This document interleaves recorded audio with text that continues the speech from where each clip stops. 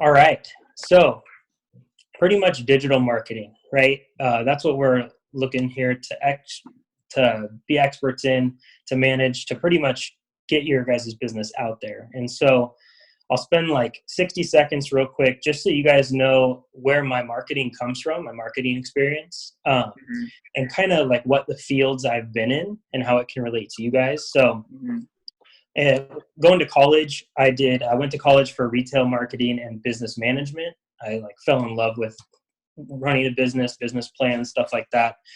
And then I started building websites out of college based on a super simple platform, Wix. But, I started building them for people, started to understand them, and be a business coach for people and guiding them along the next steps on what to do when they're starting a business. And I love that aspect. I still love it today. That's why I'm trying to help you guys as much as I can.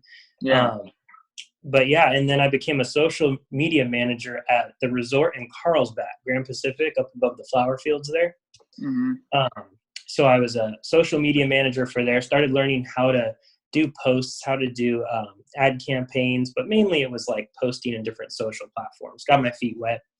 And then then from there and working at the resort, I found there was a need for like staff and concierge especially. And so I created a virtual concierge program, and it was like a touchscreen virtual concierge inside resort lobbies. I sold it to like 3 different resorts, and it was epic. And I sold marketing space to local businesses on that, right? So that was Wow. a different aspect of marketing and web design altogether. And then I jumped into that a marketing coordinator for like a floor cleaning company. They made floor cleaning machines, and the thing was, my business didn't take off. Hilton came in and bought out these resorts that I was currently had my touch screens in, and so I got pushed out and had to change with the times. So I became a marketing coordinator for this company, the floor company, and then I became a project manager after that, overseeing like a whole marketing team, right? Like graphic designer, videographer, photographer, social media manager, like web developer. So making sure that our marketing was on point, and it was for a men's clothing company. And I loved it. It was like those subscription boxes that go out. Yeah, those are rad. Yeah. And then now where I'm at now is I work from home, and I sell websites and marketing pretty much to veterinary practices like animal hospitals. This company found this niche where they can do that, but really I'm a marketing consultant. So I'm explaining this to people of marketing and what SEO is and what to look for and how to really monopolize their market in their local area. And that's what I want to show you guys pretty much how to do. So that's it. That's like pretty much the last 10 years of marketing for me, and where I come from. So, in the beginning, getting into this screen I'm showing you right now, it used to be you just needed a website, right? You just need a website and it's fine. People can find you. You can have it on your business card. And as word of mouth goes around, they can go to your website to purchase products or to see what you're all about. And nowadays it's different. If you just had a website, it's kind of like the analogy I use is a castle in a desert, right? Like nobody will be able to find you, and they won't be able to be drawn to you, right? It could be beautiful website, but if you don't have all these different features in place, they won't be able to get to you. So all of these icons here represent something. And so I'm going to get into that real quick. Now it may be a little granulated, but I'll just read them out for you real quick. But you want a well-optimized and responsive website, right? You want to make sure, and it being optimized, it has keywords in it. And I can dive deeper into that later. Overall, there's 300 different factors that Google looks at when it's crawling your website, right? Then it's kind of a rat race, and you want to win this race along the lines of SEO. So you know what SEO means? Yeah. So search engine optimization. So it's in back end of like websites and stuff like that for like the wording and stuff you use on images. Yeah, I've probably talked to you guys a little bit about that already. So, but there's like 300 different factors it looks at. And really there's like, if you guys want later on, I can dive into it's kind of like a performance report along the top 100 different factors that are easily tweaked for your website currently. on what you can change to be ranking better in Google. So we can dive into that later, but that goes into having a well-optimized and responsive website, not just a rando website. Local business directory optimization. So what that means is your local directories, right? Anywhere on the internet where somebody can review you, you want to make sure you have a listing in there. So you guys can screen cap these too. As I'm going through these, you can screen cap it to revisit it later. Like I said, I'll send it to you. But so local business directories, that's like the top 3 are Yelp, Google, and Facebook, right? Make sure you have a presence there. On average, it's best to have like 100 to 150 reviews on each of those top 3, with an average review rating of 4.8 or so. I mean, that shows it's like legit. You have a couple bad ones because you're a real person and we all have faults. But this is going to be for you guys starting a business more so. It's going to be in the future. Just have this in your mindset. You know, you don't have to get overwhelmed by doing all this stuff now, but have it in your mind, like when people purchase something, like kick out an email and at the bottom, thank you so much for your purchase. At the bottom, hey, review us if you like the product. You know, have that on your website too. Review us. You know, you want to get those reviews out there because people look at that. 80% of people are going to look at 3 to 5 reviews to see if your product is good, what you're delivering, what their experiences has been with you. So reviews are a big thing nowadays. Make sure you have that. Google sees that too, and it kind of eats it up, bumps you up in your rankings. So social network growth and engagement. So having social media accounts, we're going to dive into those in this meeting, set up, you know, and there are tons of social media accounts. You should have a business account in each one of them. It shows Google that you're relevant in all these different social platforms, different directories on the internet, and then start engaging with them. And I have a couple tools for you guys to make life so much easier. Instead of logging into Insta, then Facebook, then, you know, Snap, whatever, to go market individually, there's actually some good programs out there I'd recommend. So, and I'll show you how they function too. Then collection and amplification of positive reviews. So all your positive reviews you get, throw them on your website.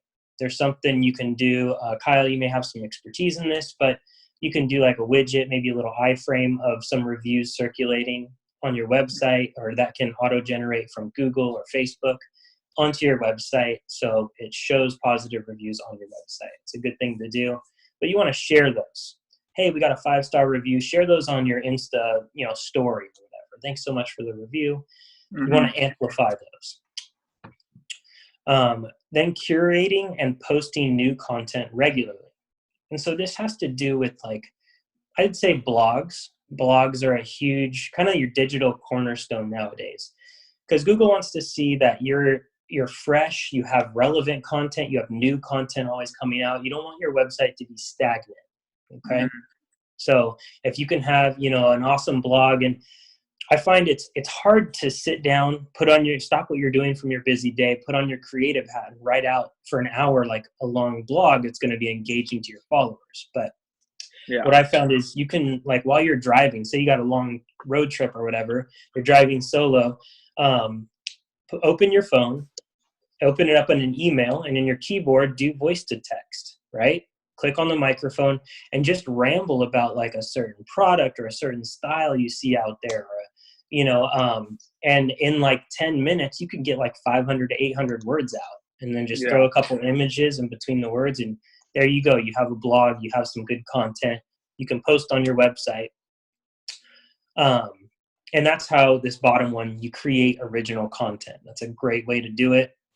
Any videos you do, like if you guys do like an introduction video or like an about you video, like this is what I'm about, it's like a video of you, you can get a transcript. There's free programs out there that you submit the video to, YouTube link or whatever, and they'll spit back to you a written transcript of everything that you said. And you can kind of edit it and change it up or turn it into bullet points, and then you have content created, kind of 2 birds with 1 stone there, right? The name of the game is efficiency. So making this easy, making sure you aren't overburdened by all these different factors, and that there's quick and easy ways to do it that a lot of the times people just don't think of. And anytime you post new content, a new page or a new blog, share that website link on your social platforms, right? Maybe do a little screenshot of it, post it on your Insta story. So some good ways to share new content.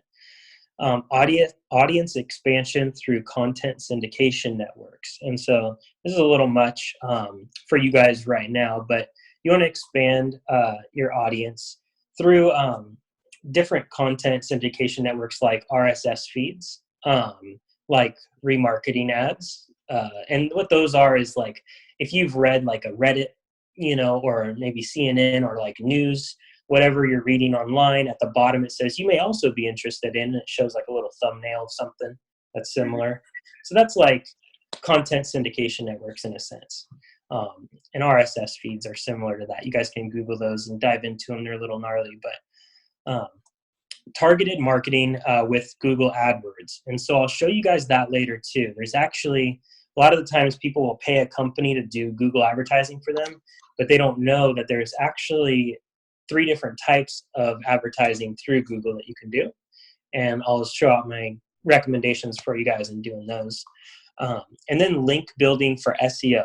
So link building has to do with backlinking. I don't know if you guys have ever heard of backlinking, but really it's just getting your domain name, your www, out there in different areas of the web that drive traffic back to your website. It's super simple. Say if you're like Chamber of Commerce in your city, right? In other cities, you can say, hey, I have a business in your city, post a little tidbit about my business on there. Any events that you correlate with or people that you do stuff with, they can post your domain name on their website, on their Facebook, on their event page. And you just want to drive traffic back to you. So link building is a great thing that Google reads as backlinking and boosts your results in that. It shows you're relevant in different areas of the internet. And then funneling visitors towards your desired actions. So these have to do with call to actions. I'll pull up an example in a little bit for you guys, but call to action is like on your website, it says like request an appointment or buy now, or a sale button, or look at my plans. It's like you want to drive people to convert into an appointment. Like if you're shooting photo and video, you want to convert them into buying your product, not just reading your site or looking at pretty pictures or anything. You want to guide them to that. So making sure you have call to actions, which are like kind of a sense of urgency in it, and make sure there's buttons that are a brighter color. They stand out. It says, don't lose out on the style today, like for your clothing company. Get this now while it's hot, and it shows a picture of somebody wearing it on a little ad, and it says click here. And then they go to your purchasing page where they can add to their cart, however you have that set up. And same with you, Vincent, along the lines of photo and video, guide people towards booking an appointment, or maybe an evaluation. You do a free consultation where you just show them what you can do, your work, your portfolio, get a date on the books. So some good stuff.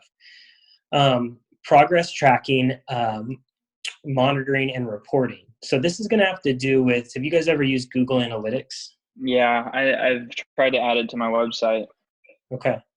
It can be tough. Like I was in it, I had to be in it every day to really understand it and be able to utilize this data towards my benefit. And really you can. I'm going to show you some ways that you can do that too and take a look at it. But progress tracking, monitoring, and reporting. You want to use this, see your demographic, like who is viewing. And in Google Analytics, Google keeps track of all the IP addresses of your phone, of your desktop. So it knows the local areas that these views are coming from, right? That people are coming from. Maybe it's a city over, or male or female, what age range they're in. So that's what Google Analytics can show you, and that helps you to narrow down your marketing field when you're doing ads. I'm going to show you guys how to do some social media ads too. Great. So, and then training and education, evaluation, and consultation. So really it's important that you're giving people info. You're giving them how-tos, like tips and tricks and things like that, and you're consulting with them. And really people love that when you're giving them value, when you can give them value in any way, shape, or form. With the clothing company, it's something a little different, or maybe your purpose. You guys always want to write out the top 3 things. I told this to Vincent, and Vincent, do you remember what they were? It was like your mission statement, your core values, and there was one other thing, but I can fill it in after this. But anyways, you want to write those out, right? Your mission, what you're all about, why you're doing this. Your core values are like honesty, trust, integrity. Like, what are the core? You list out a bunch of them and then narrow it down to like the top 5 of what you're going to be about, what your business is about, and you stand firm on those. And I always say, if you can have a verse to back up, somebody told me this a while ago, I thought it was genius. If you can have a verse that backs up your purpose or your mission or your business, it really just helps solidify things. You can always fall back on that. Okay. Good Bible verse always helps out. So like you're saying, with that core values, so it would be more like, that's not how you advertise to people, is it? But that's how you kind of give like your 3-sentence statement, right, about your brand or about what you're doing. I feel like that is advertising, though, in a way. You're showing them that, maybe a core value is like excellence, right? In a sense. Yeah. And advertising, because it shows that you guys do things properly. You guys don't like cut corners in a sense. Yeah, and think out there are so many businesses, and there are shady businesses, and people don't know what they're getting into, right? There is this fear of the unknown. It's like surfing, right? We don't know, there's sharks out there, but we're going to go out there on faith that we're going to enjoy ourselves. We're going to have fun. So people are going to do that when they submit to purchase your product. They're going to go out on faith that you are a good company. You have honesty, integrity. So if you can market that, really it's for your own self-benefit to go back to all the time, maybe have on a board in your office, like, hey, this is what I'm all about. Make sure I keep this. But yeah, it's like Vincent was saying, it's great. You can publicize that like on a social post or something, so people know your foundation, where you're coming from, and who you are. So, yeah. All right. And we can revisit that too if you need to, Kyle. No worries, man. Okay. I was just saying more like if I make an advertising campaign like video, I'm not going to put my core values and say it to the like the Instagram ad. No, I wouldn't put those in an ad like when you're paying, like a marketing ad. You just let people know what it is. Yeah. Okay. Yeah, exactly. I get it now. Cool. Okay. So let me exit this one real quick. This one wasn't coming up for some reason, so I had to pull it back up. Okay, so what we talked about is your website, right? We were starting with that. A lot of those factors have to do with your website. The first impression of your business. Keep in mind, I do this for animal practices currently, but I'm using it for us and for everyone. The first impression of your business for over 90% of your future clients is going to be your website. Right. So that is where your brand is really going to come through strong, even though your brand isn't just your visual appearance. It isn't your shop. It isn't your website or logo. It isn't your Insta page. It's also the information you're putting out there to people before and after they deal with you. Right. You want to retain clients. You want that word of mouth to spread. You want it to become viral.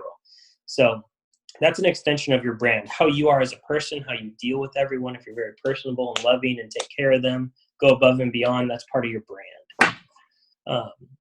Now, branding is a whole nother topic we can get into for hours, along the lines of what a brand should be too, and how you brand your business to have like a modern look or a rustic look, or, so you want to like a vintage look. So you want to make sure you dial that in too. But this is an extension of your value proposition.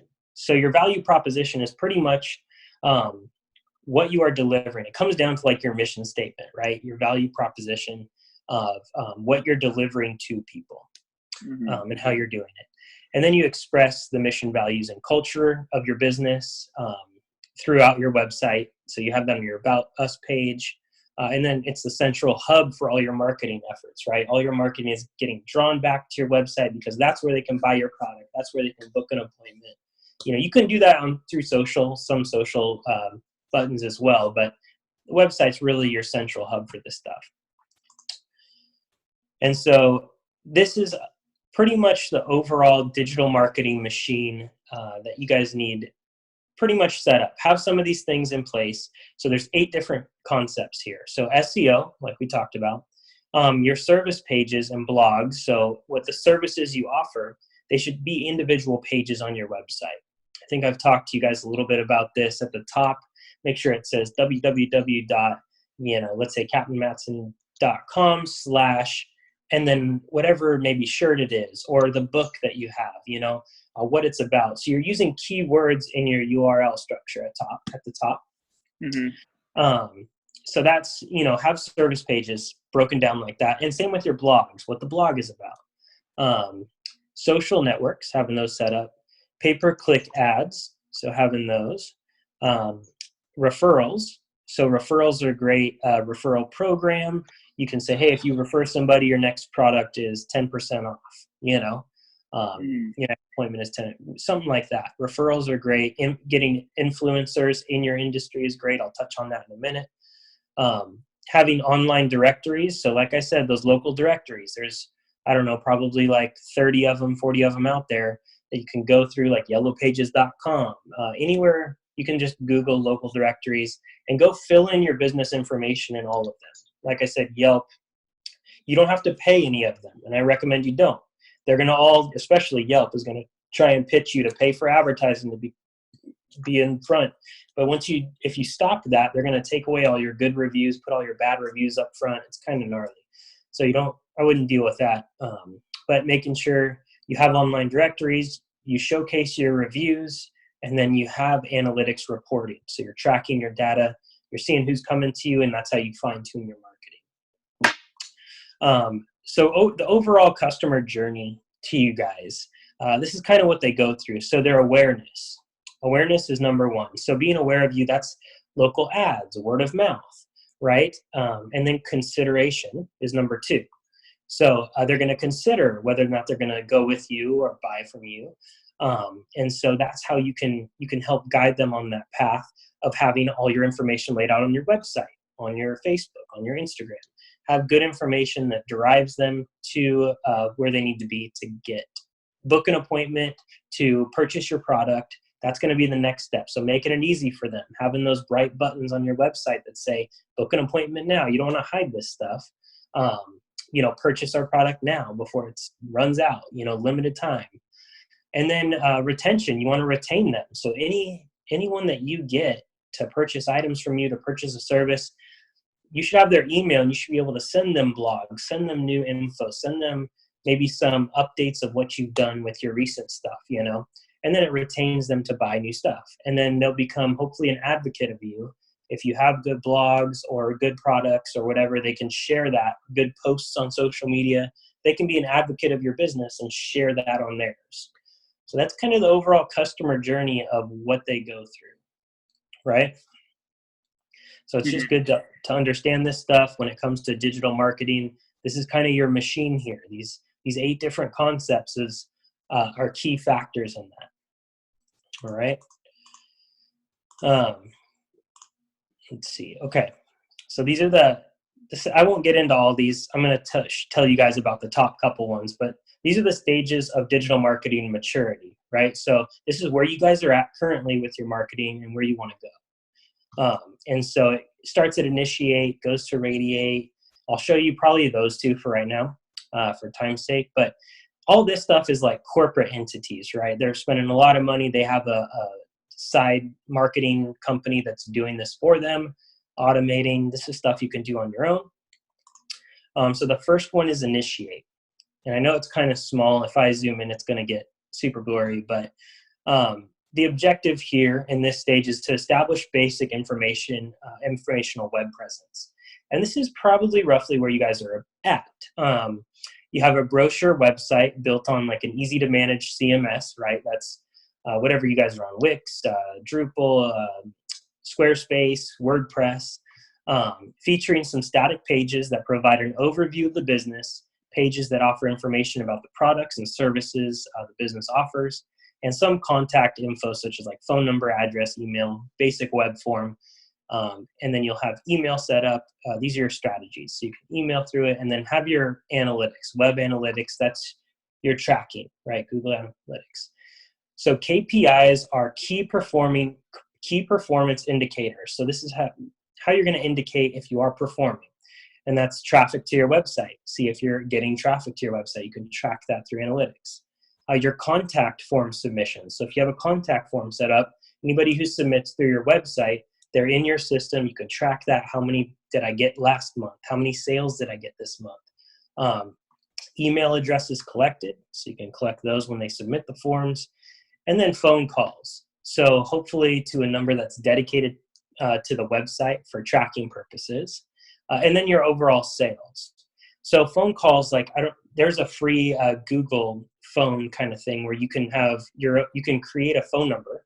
So it can be whatever, 760, 555, and then it can say Matt, or Cap or Captain, it can you can have it spell out certain things.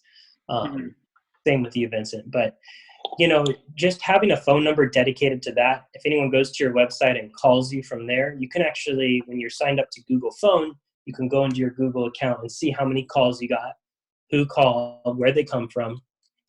Sometimes they can even record them, which is cool for safety purposes, back you up, or you can train somebody in the future. But it's good to track these things. So different ways to track, and then your sales. So that's I have a great question for that. So, yeah. What's the benefits of doing that instead of putting your phone number, or instead of having just your number there?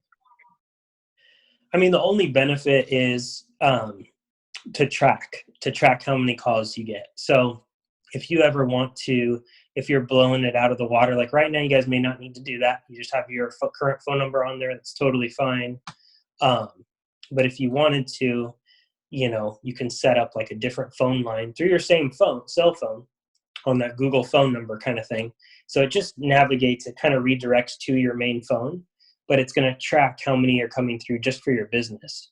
And you can have it set up on your phone. I've done this before where I knew that it was a business call. It would show on my phone, this is from the business number. So I could answer it professionally, hey, Dynamic Business Design, this is Morgan. How can I help you? So it depends if you want to get to that, Captain Matson, this is Kyle. How can I help you? So it just depends on the level that you guys want to take it. Right now, I just set up email. So I have a contact us page, and then it sends it to my business email. Okay. Yeah. A contact us page on your website. Yeah. Mm-hmm. Yeah. Perfect. Yeah. That's a great way to track it. Okay. That's good. All right. And sorry, I didn't mean to cut you off. When would I need to transfer it over? Maybe when I get bigger to add a phone number. So when people call me.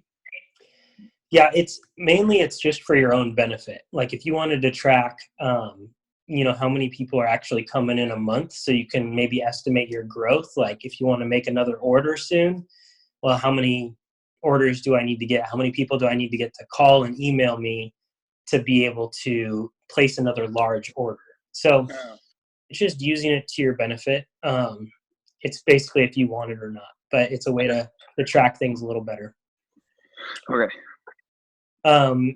So the next stage is radiate. And so this is where basically what the word radiate means is growth, slowly radiate outward. And so you want to prioritize and distribute content across relevant channels. And so this is going to be blogging. This is going to be establish your social network, profiles, and begin to build and engage an audience. So RSS feeds, those are from your blog to automatically syndicate your content. So you can throw your blogs in RSS feeds and it sends it out to your local zip code areas. Say a newsletter. If you have new products coming up, send out a newsletter to your current email list. Connect with influencers. Seek out the most well-known people in your industry and connect with them. If they can post your stuff, maybe send them a free video, or Vincent, do a free video for them, and they'll post it for you, tag you on it, and the 100,000 people that follow them hopefully see you and recognize you and your product and what you do. Guest posting. Grow your audience by contributing to other websites that are already well established. So some of those big people or influencers, it's kind of like posting on theirs. They can share your posts. It's a good thing to do. And then paid advertising. So test platforms like Google AdWords, Facebook, Twitter, LinkedIn, in-app mobile ads, display ads, and remarketing ads. So I'm going to go over like the simple ones, pretty much Google ads and social media ads that you guys are going to mainly do. But these are the strategies for like taking your stuff to the next level, right? Along the lines of blogging, like regular content creation that gives you an opportunity to talk about like issues that are relevant to the products, services, and information your business offers. This content becomes the cornerstone, like I was saying, of your social marketing, outreach, and customer engagement strategies. So here, your key performance indicators are tracking traffic to the website and making sure it's segmented by the referral source. So there's a way in Google Analytics where you can see where they're coming from. If they come from your newsletter, if they come from your blog post, if they come from social media, if they come from another guy's post, if they come from your paid ads. So this is able to see what's performing well for you. Where do I want to put money next? Do I want to put time and money into blogs because I'm getting tons of traffic from my blogs? Or do I want to put time and money into social media ads as I'm getting like, boom, blowing up because of that? So Google Analytics is, and I can dive deeper into that with you guys. It's been a minute since I've been in it, but we can go over that. Actions on your site are attributed to the referral source. Sales are attributed to the referral source. ROI is determined for various marketing channels. So return of investment, right, is determined for various marketing channels. It's just what I was just saying. You see what your return of investment is. If you're putting money into this, are you getting sales from it? Is it balancing out? Are you getting tons more money? So that's going to be radiating your content and yourself out there and tracking it. So yeah, so that's kind of the layout there. I'm not going to get into the next one too much. But what I do want to get into, and what I shared with you guys, I shared with this with Kyle, but Vincent, viewers retain 95% of a message when they watch it in a video compared to 10% when reading it in text. So it's important. You guys have a video. You guys both are into video. You guys have probably seen, make sure you have text coming up, teleprompt, right? Because most of the time people are going to watch a video, and before they even click on it to listen to it, they're going to see if it's important, if it's relevant, if it's engaging. So have that text come up is important, but videos are huge. Text come up as in like text with your description, or? No, I think I forget the name of it. There's a word for it. I'm calling it teleprompting, but every word that's said in the video, it comes up on the bottom as you say it, right? Oh, okay. It's just, I'm drawing a blank right now from it, but okay. That's good. And really? So, oh, sorry, I didn't oh, what's up? I said like subtitles, almost. Yeah, there you go. Subtitles. Thank you. That's the word. Yeah, subtitles. Appreciate it. Team effort. Okay. And then as a general rule, so this is straight off of Google, small businesses with revenues less than 5 million should allocate like 7 to 8% of your revenue to marketing. So it's a tough call, but your marketing budget should never be based on just what's left over once all your other business expenses are covered. Now, this is a little older post, but it's still super relevant. I think now it calls for 8 to 12% of your revenue. But right now, you guys aren't going to have a grip of revenue. So there's not going to be a bunch of it to go off of. But keep in mind, I'll get into this too, but like say Facebook advertising, you can get away with a budget of like $5 a day. I'll show you that too. So what does that come out to a month, right? So times 30, it's not too much, give or take $200 a month into social advertising. And so that way you can actually fine tune your market and who this stuff is going to, and then you can track it to see if it's working. And if you want to do that again, or you keep adjusting it. So you can do less of a budget than that, but this is kind of what small business administration calls for people to do towards their marketing. So just keep that in mind. Keep that in your back pocket for later. All right, so let's dive into it. That's something I have pulled up. Okay, so social media. Let me see here, exit that. I'm going to get into this. So the role of social media. So we'll get into social networks here. So the goal is to reach new potential clients, to maintain your existing relationships, to stay top of mind for people. So you're right there in front of them all the time. And then the key ones, Facebook, Instagram, Twitter, YouTube, Pinterest, Snapchat, Reddit, and more. So like I said, there's tons out there. Make sure you have an account on them. You don't have to be highly engaging on all of them, but make sure you have an account with them set up, that you're there and present. Keep in mind, really, you only get like 10% of your new incoming clients from social media, if that. And that, let me explain that. So your social media accounts, whoever's following you already knows about you, has already purchased something, is already your client, or is in your like local friend or family area, right? Now to actually get new people, you have it. Unfortunately, it is pay to play out there. So you do have to pay to reach new people, to get new business and drive it through social. It is a great form to drive business to you, but you do need to pay to play to get on that. But that's the goal of social networks.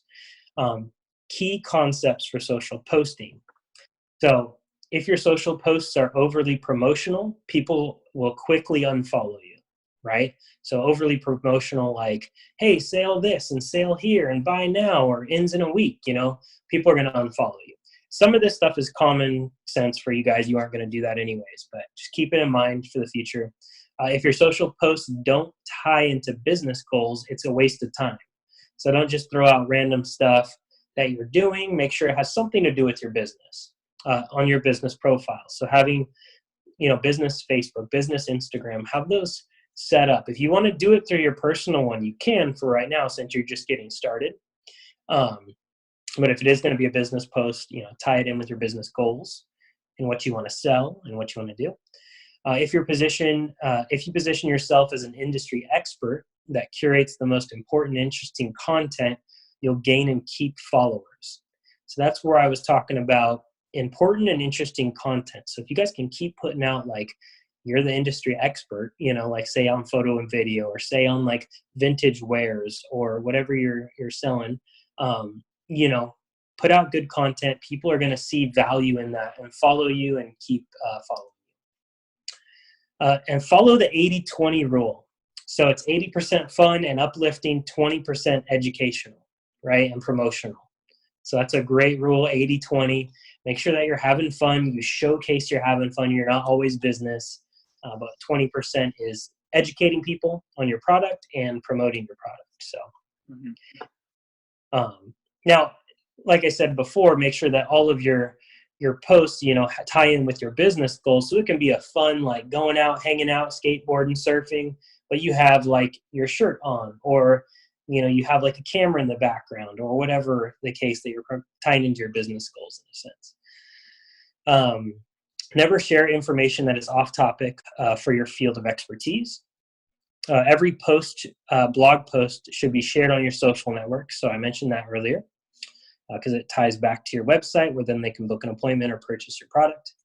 And then post to your site first and then use social teasers to drive traffic back to your site. So same thing like with blogs.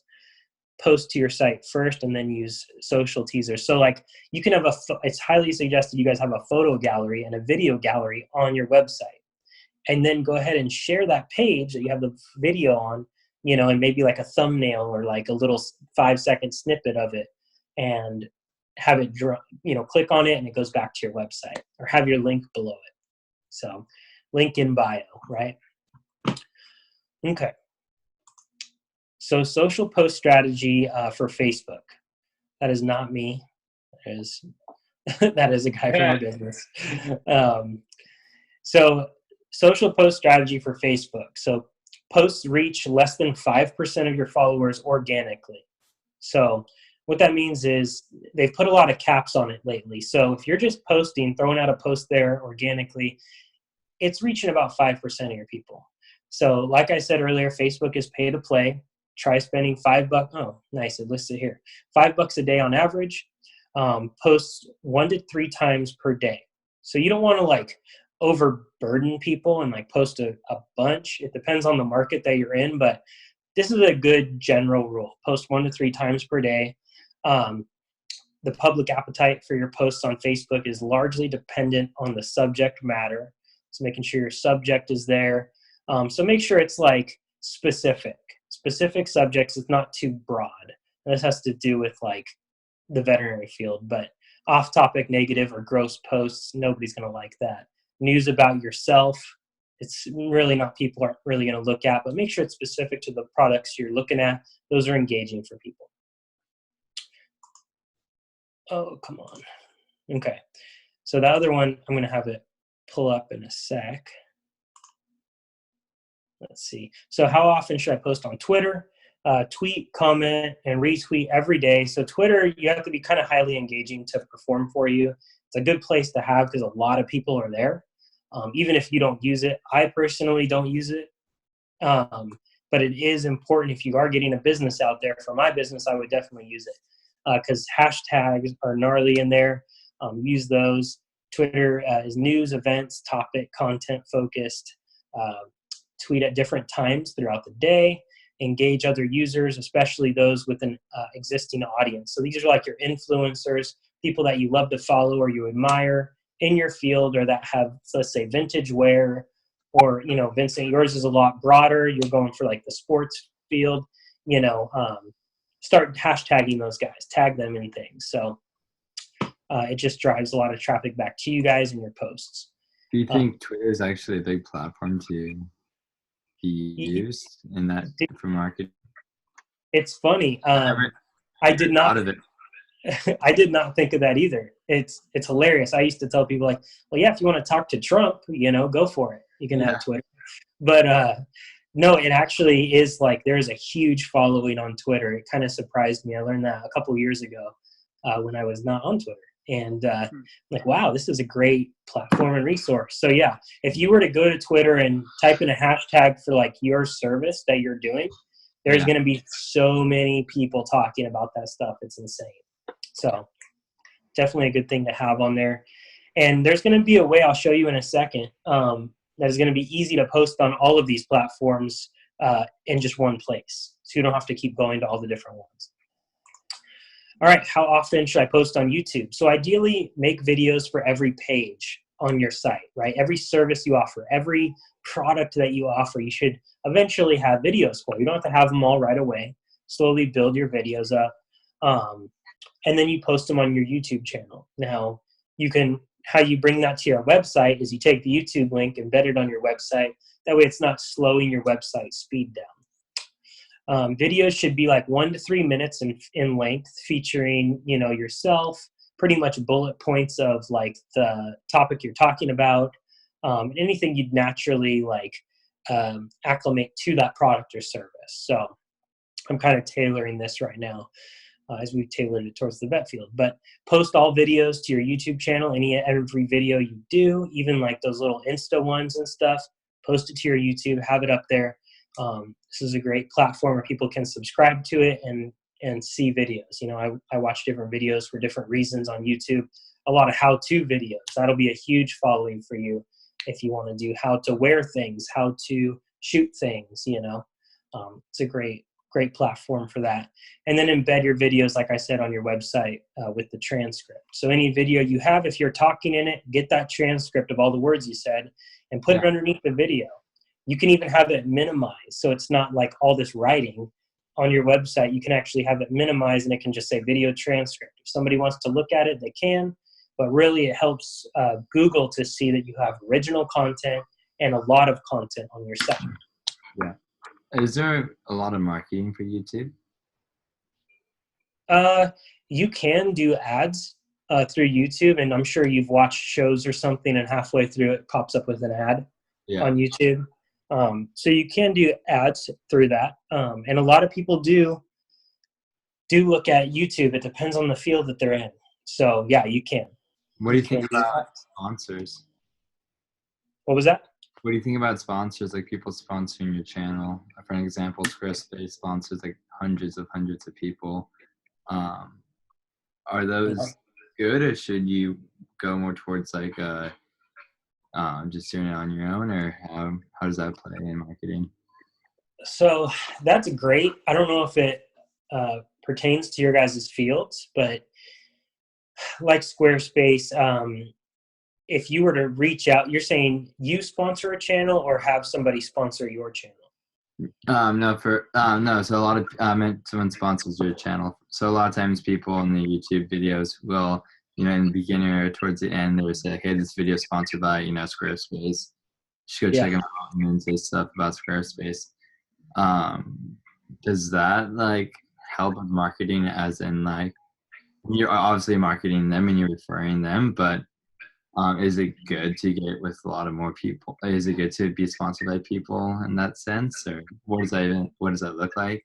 No, that's a great question. No, it's through my experience, it's not the best to do that, because people will watch a video for like the meat of the video. At the end, when they say, this video is sponsored by, most of the people click off already. Yep. And really, you would have to be paying or contributing somehow to that video. Now, if they threw like images of your product or like you doing something behind the scenes in their video, that's great. That'll get you publicity if it kind of shows, and maybe they put up a little, how a box can appear anytime throughout the video. It says, book his Vincent services now, or purchase his products now, like his shirt now, if he's wearing your shirt. So there's ways to do that. Through my experience, that would be later on down the road, like probably your last bit of marketing that you'd want to do, unless you have influencers. It kind of ties into influencers. If you personally know, Sean White, then yeah, I mean, that would be great if he can put you in there. Vincent, I know you know him, that's why I said that. But it depends on influencers, if you know them, and if they're willing to do that for you. Otherwise, if you don't know them, you have to reach out to them, build a relationship. Most of the time, influencers want something in return, like a free product, a free shoot. So it depends on you. Like, what are you willing to pay or give to be a part of that? And then how many followers do they have? And are those followers part of your target audience? So are they in your age range? Are they going to buy your product? Is that some a demographic you want to go after that are actively looking for what you're selling? So that hopefully that answers that a little bit. I would save that for kind of the end. But if you know like a famous YouTuber, yeah, I would jump on that for sure. And that just ties in with what I was saying earlier about influencers. Additional social networks. These are 4 other ones that you guys know. Snap. Just be present on them. Same with Pinterest. Any products that you have a Pinterest board. There's a lot. Like when I got married, man, my wife had like 4 different Pinterest boards I didn't even know about, of like how our wedding's going to be set up. I'm like, dang, I didn't know Pinterest was this big. And so there's tons of people that use Pinterest, kind of like do-it-yourself people, or stay-at-home moms, things like that, and crafty people do that. So yeah, it's still a live entity, and any of those images you put on there and on your boards will drive people backlinks, drive people back to your website. So it's a good spot. And then Reddit, and then Quora. I honestly haven't done much with Quora, but like I said, there's a lot of different social networks out there. Have a presence on them. Google social networks, fill out, your logo and your basic info and your website on it, and then you can bail from it. But and then let me see if the Insta one pops up. I don't know. I don't think it did. That's okay. I think that's the one I'm most interested in, is the Instagram one, and how to utilize that platform. Yeah, it's going to be so there's 2 different demographics that utilize that. And there's 2 different people. There's people that go through your feeds, right? I've told this to Vincent too, that go through your stories, and there's people that go through the feed and scroll through the feed. And so it's 2 different ways to address something. Stories are only up there for 24 hours. You guys know this. You can tag people. If you have a certain amount of followers, I think it's over 10,000 followers, then you can do the swipe up. Is that right? 10,000 you said? Yeah. Yeah. So that's hard to get to, especially starting a business. But really, you can have, link in bio, start tagging people in your stories that are influencers or that have worn your stuff. I'm sure you guys follow Dr. Matt, and he's always reposting stories that anybody tags him in. And so when anybody tags you in any of the posts, repost them right away. Because it's going to show, it's kind of like showing your reviews, right? It's showing that you're recommended by another person. They're recommending you. So that's a good thing, especially if you, Kyle, with any of your product that you're selling, people are out there wearing it or having it. That'll be a good thing to post, thank them on. But then your feed is going to be, here, let me show you real quick an example. Your feed is really an expression of your brand, of who you are, and what people can expect to get when they come to you. So I don't have a Instagram how-to. I don't know why I don't have that up like this, but I'll just show you real fast. So let's say, how do you pick like a color palette and stuff like that to like keep your post looking consistent? Because the average thing I've heard with Instagram is the posts are the professional version, and the story you can kind of basically do whatever you want with, because that shows who you are. It's more the photos that need to look like a professional. Does that make sense?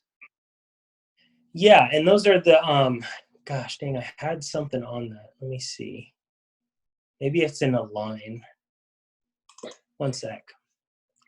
Introduce software, e-commerce, customer sign-up involvement, affiliate, business referrals, strategic partnerships, mobile presence, multi-channel, create campaigns. I had just read it somewhere along the lines of social media and making sure that your, maybe it's in concepts. No. So making sure your Instagram has like the current and updated filters. I don't know where that is. It's bugging me. But, you know, the styles. But really you want to stay consistent of one filter, one style, one brand. I think, Vincent, do you do that on yours? Do you have a business one? I'm trying to think. I think I showed you. I do. Let me try and pull up Finn. You know what Finn's is? Yeah, it's just yeah, it's Mike Finn. Is Mike Finn a photographer? Yeah. And so this is a great example of brand. Like all of his are like a little bit darker lighting. There's probably, you guys probably have a photo or video word for this, but you know, he's kept true to the same style of posting, the same style of editing. So people know that it's coming from him, right? Yeah. And so this is what you can do with your clothing. This is what you can do with your photography. And this is along the lines of brand, how you're expressing yourself now, and what you want people to see and the type of people you want to purchase your product. So he's done a great job in branching out to having different models, having different people, different styles of people wearing different product. He's not selling a product, he's selling his photo service. But if you were selling like shirts and hats, he'd be killing the game, because he has all these different styles and different models that he's using. So highly recommended, Kyle especially, and Vincent too. Like, you're already doing this, but Kyle, if you can have people that utilize models, or maybe are already doing it for photo shoots or whatever, to throw on your product, throw your product in a shoot. That's where you tie in with your influencers, to get your name out there, to get your brand out there. Like, if you can have your vintage hat, you know, on this guy, and Mike's shooting it just for his photography business, hopefully it doesn't cost you anything, or you go in on halvesies on paying for the model or whatever the case. But maybe they're just friends. You know, C3 has a lot of beautiful people. You can say, hey, would you mind filling in, wearing my stuff? I'll give you a free shirt or whatever if you do it. So this is a great idea for a brand. So yeah. I do have to get going. You get ready for a show. Yeah, no worries, man. Thanks for having me on. Yeah, I'll send you this video. You can like fast forward to the end. We're just going to finish up here and then answer any questions. Okay, for sure. Sweet. Have a good day, bro. Thanks for jumping on. Later. Yeah, thanks for having me. Later, guys. Yeah, later. All right. So jumping back to something that's going to really make your life easier, especially for you, Kyle, is a social media like management tool. And so the key one that I recommend is Sprout Social. It's a great one. There are free trials, so you can try it out. The standard one is $99 per user per month. So this gets you like 5 social profiles, all in one social inbox. I'll show you an example of that in a minute. I have it pulled up already. But publish, schedule, and draft and queue posts. Have a social calendar you can just fill out. So you spend like 30 minutes before the month and you schedule out all your social posts to go out. It takes every day of thinking of posting and what to post off your plate. And then anytime anybody interacts, you can just log in and be social, right? What social media is for. Unfortunately, we spend a lot of time figuring out what to post and posting it. Profiles, keywords, location monitoring, tasking, and social CRM tools. So this is customer relationship management tools. So you can put follow-up times in there, when to follow up with certain people, put your email list in here and send out stuff to them. Paid promotional tools to boost Facebook posts, group profile and post level reporting. So good reporting, and then iOS and Android mobile apps for it. So it's easy to do on the road when you're take a great picture, throw a filter on it, and then boom, schedule it to post. So this is a great one. Another one is Hootsuite. I don't know if you've heard of any of these, but this one is not as good as Sprout Social, but it still has the same thing. You can try it free for 30 days. It's going to have save time by scheduling your post. Have a scheduler out there, which is pretty slick. And then manage social content with ease, manage where you're posting, what you're posting. It has results of your posts and how they're doing, how many people they're reaching. So it's a great, great tool. Let me see. I think their plans are like $45 a month starting. If you're a solo. So this is for like one user, $29 a month for one user, which is great. Free trial, like I said. It's going to have automated post scheduling. It's going to have reporting. It looks like you can do ad spending if you want through that. Just be careful with it, but you can do ads throughout your social platforms through this. And so let me just show you a quick example of what I mean. So this is, here, I'll click back. This is like our marketing platform. This is for like pretty much enterprise, like big practices, people that make money. And they have like their analytics here, call tracking, all their reviews coming into one place. So this is like a high-end platform. It costs a lot of money to get. But this is like the social tool. And we tie in. And this is how Sprout Social or Hootsuite should look for you. So what it's going to do is on the right-hand side, it's going to show all your different social media accounts, business accounts you have tied into this, right? Facebook, Insta, LinkedIn, Twitter. And then it's going to show a feed of what everybody's interacting and posting. So this is a social feed in one location. So 2 hours ago, somebody posted on Insta. Somebody posted this on Facebook. Somebody posted on this picture on Facebook. And then you can go ahead and reply right to it from this location. So click reply, you can show the whole conversation. So what this does is instead of logging into these individual social platforms, boom, you reply right here from one location, send it out.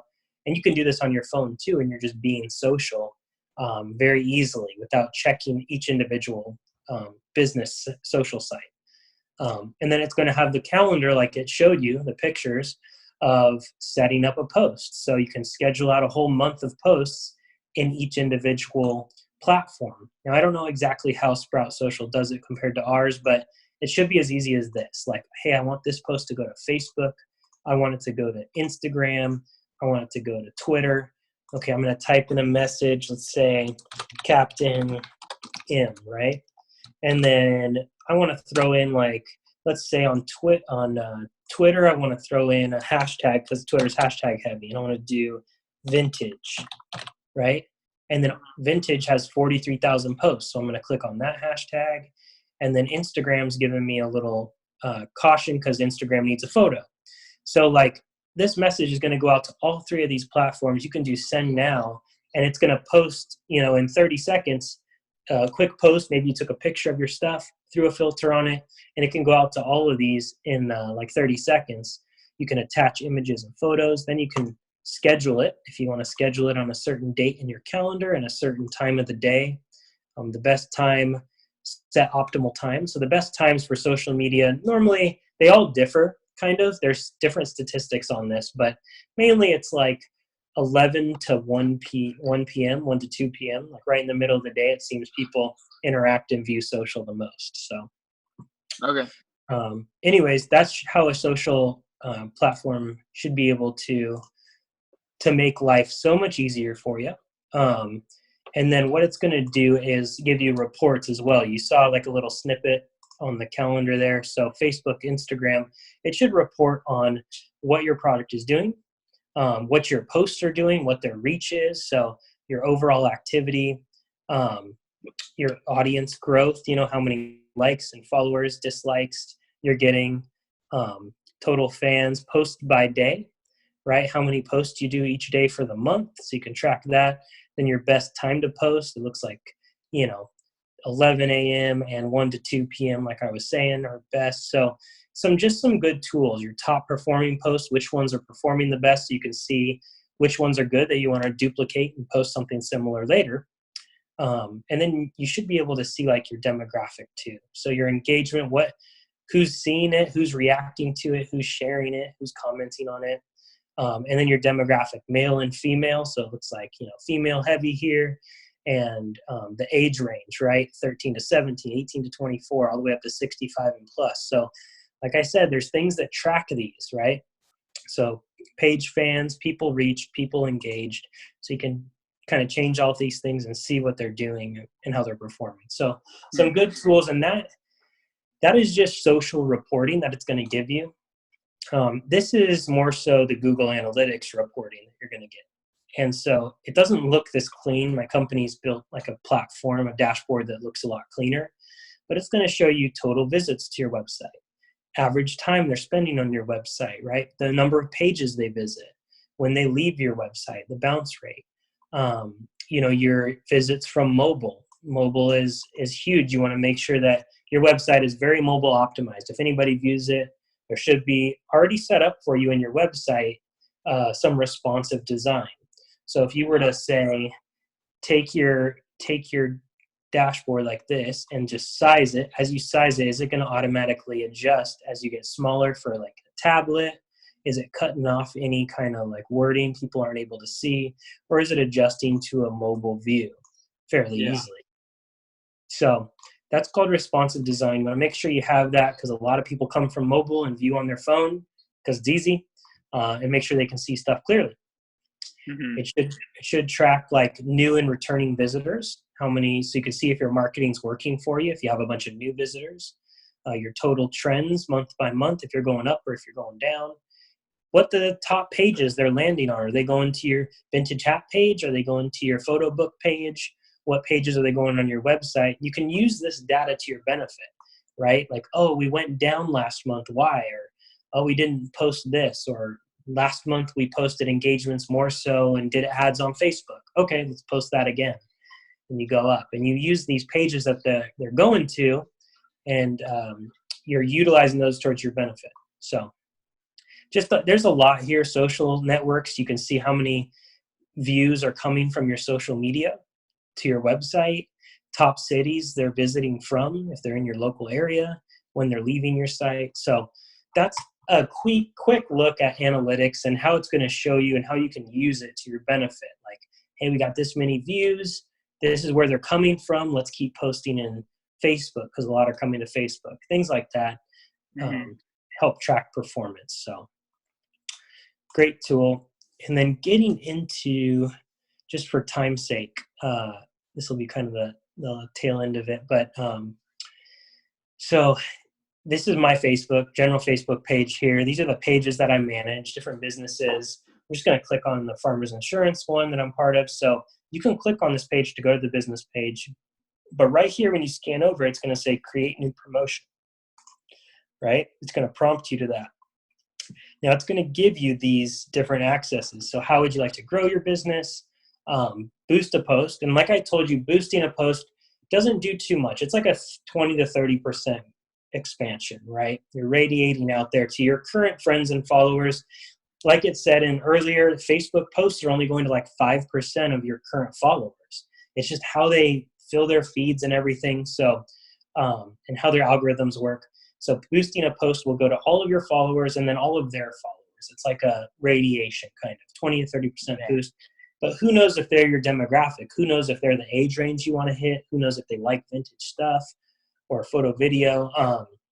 And so you can promote your page overall. You can promote your send button, message button, promote your business locally, promote your call now button. This is kind of the one you want to go for. So get more website visitors. Drive people back to your shop, right? So once you click that, you can see where you want it to go to. So you can have your URL, like you want it to go back to your website, or maybe a certain page on your website if you're just marketing a product. Like if you have your hat, right, as a picture on here, cool guy wearing the hat, this is an example of what your ad will look like. So have it go back to that particular website page. You can do a single image, you can do a video, you can do a carousel of images, you can do a slideshow, and then you can browse your current library. And this is the sizing for Facebook, 684 by 684. It's going to guide you on that, but it's going to automatically crop your images to it. So when you're editing images, if you can make your image to that size for Facebook posts, it helps. They have free stock images here, but preview so you can see how it looks on mobile, how it looks on Facebook stories, how it looks on Instagram and Instagram stories. So oh shoot, so this one goes towards Instagram as well. Correct, yeah. So Instagram is tied into Facebook. They are owned together. That's how they do their marketing. So yeah. So this isn't the one that goes towards friends, right? This is the one that it targets new people. Exactly. Yep. So boost post would go to like friends. Boost in a post that you throw out there, you want to boost it, it's a good post. This is creating an ad campaign. So this is where I said you could spend $5 a day in your budget and get you're going to get like a 50% reach instead of like 20 to 30 just posting a post. Is there any way on this to just target Instagram and Instagram stories? Yeah, of course.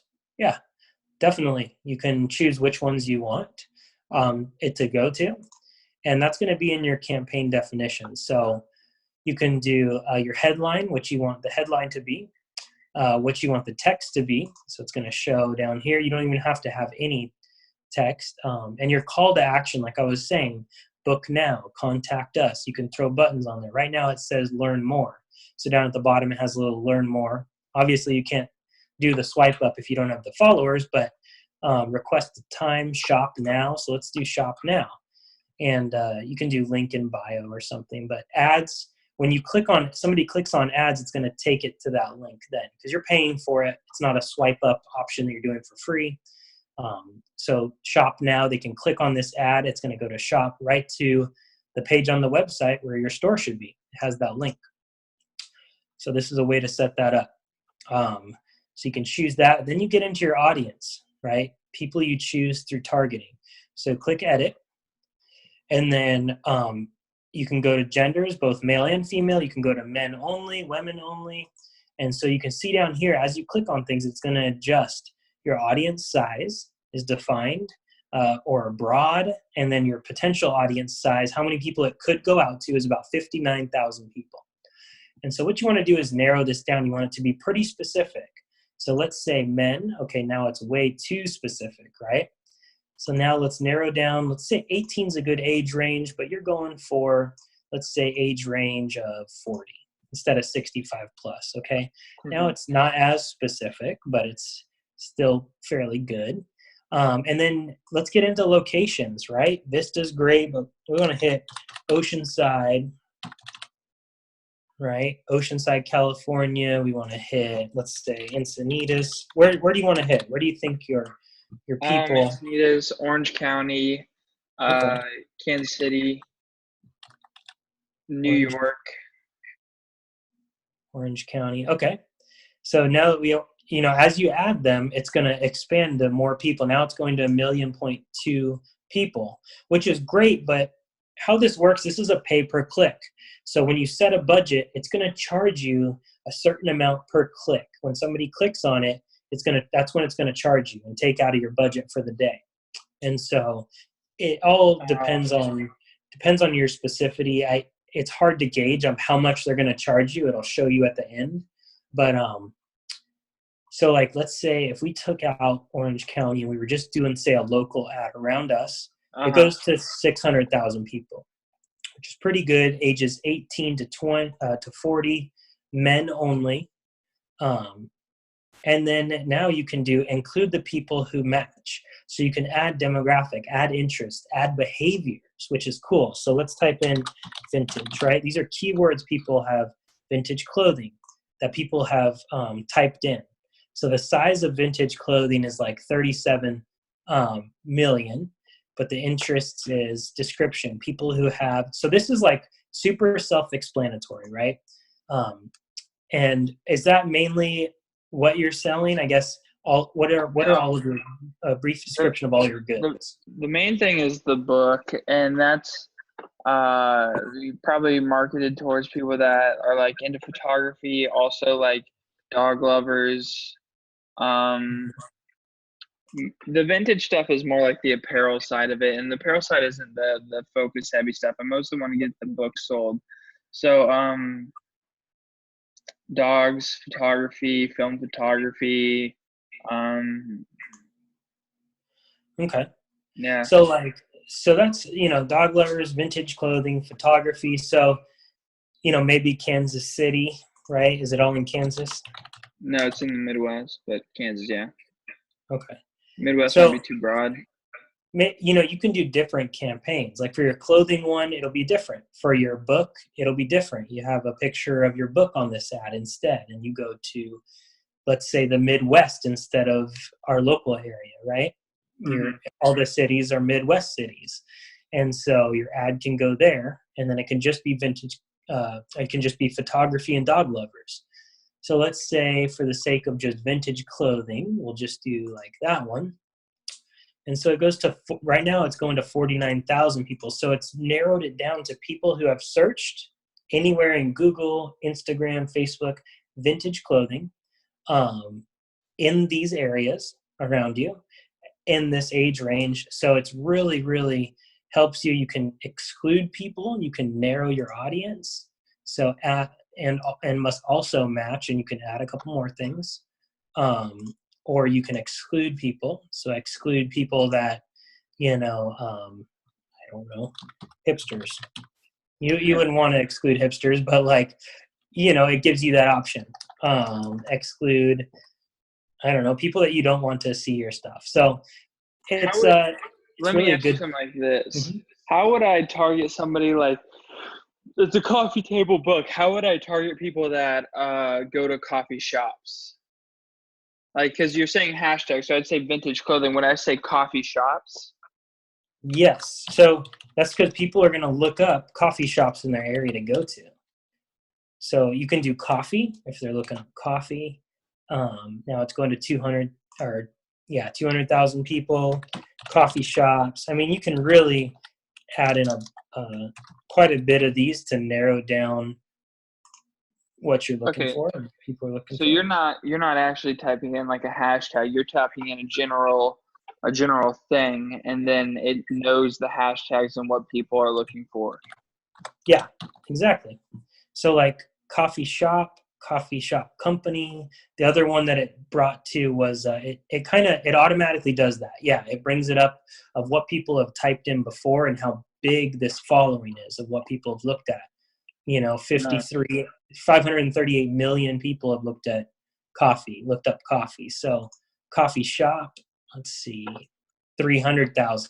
So that's a little bit narrow, it's good. And you can do suggestions, retro style, based off of what you put up here for. So it has suggestions for you, which is cool. Vintage, Starbucks, specialty coffee, espresso. So it really guides you through this, right? Coffee houses, food and restaurants. So bohemian style, right? Coffee roasting. So everything that has to do with what you've already added, it gives you great suggestions on what to add. Retro style, 77 million people looking at this. So It shows your audience size is defined, which is really good. This is how many people it could go out to. So I have a question for you. So is the more words in that section better, or is it worse? So it's better because it's going to narrow down your search criteria. So this, I don't know why it's saying to do more. I think because just coffee is in there. Let me take away coffee. So yeah, now it's just 82,000 people. So the more you do, it's narrowing down your demographic, which can be good and which can be bad.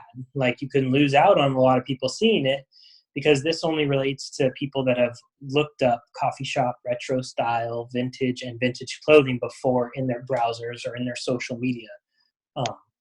So it's kind of narrowing down who exactly you're going to. So the broader you are is going to reach more people and go out to more people, but it's going to cost you more, right? If you have $5 a day, you're going to run through that pretty quick by people just clicking on your ad. Hopefully they're buying, but they see something cool, they click on it, they're kind of interested, and then they may not buy. But if you really define who you're marketing to for, say, your clothing, just for this instance, then you really you're able to reach people that are most likely going to buy. And yeah. So I have a question for you, another one. If I wanted to put out a ad specifically in like Encinitas, Oceanside, Vista area for my event on the 31st, would that be a smart tactic to do to draw people to come to my event? And if so, would I want to do a video for it and then just put out the flyer as an ad?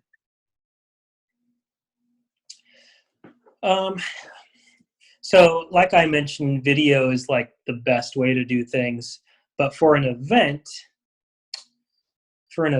you would want to promote, I would say, the flyer, like a cool picture, make it look retro. If you do graphic design, if you don't, maybe you have a graphic designer friend, bust out something pretty cool, retro, vintagey, or for your book that has a picture from your book or somebody reading your book, it shows the picture in it with like cool lighting or something.